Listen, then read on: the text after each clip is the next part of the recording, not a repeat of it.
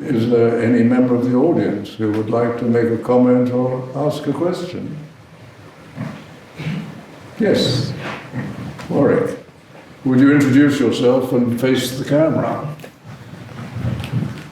I will be questioned by the army. Oh.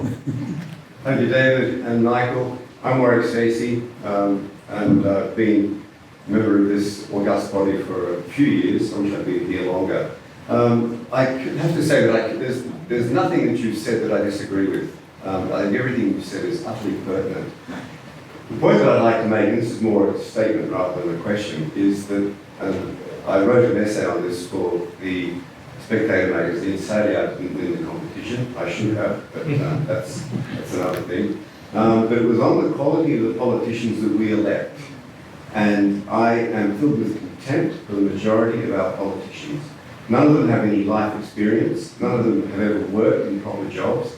And none of them know what they're doing. They're there for they're self-interested, they're selfish, they're shameless, and they have a careless indifference towards the members of the public and the people they supposedly represent. The point that I made in my essay was that there are three things, and I call this the Stacey Doctrine, and that is that no one should be allowed to stand for Parliament under the age of 33. I threw in that as Christ's age, merely to throw some petrol on the flames for the anti-Christians. But Christ finished his work on earth at the age of 33.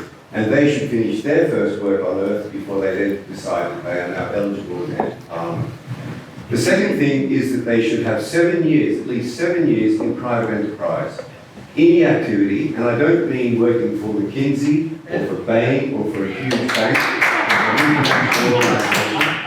a builder's labourer. I started my working life as a council labourer, much to my mother's shame. And I graduated to be a brickies labourer. And then I realised that perhaps I should do other things. But 7 years in private enterprise. And then the final thing is 3 years in the armed forces. Yeah. Regular armed forces, any service, any rank. And if they don't do 3 years, then I would say 7 years in the army, in the armed forces reserve.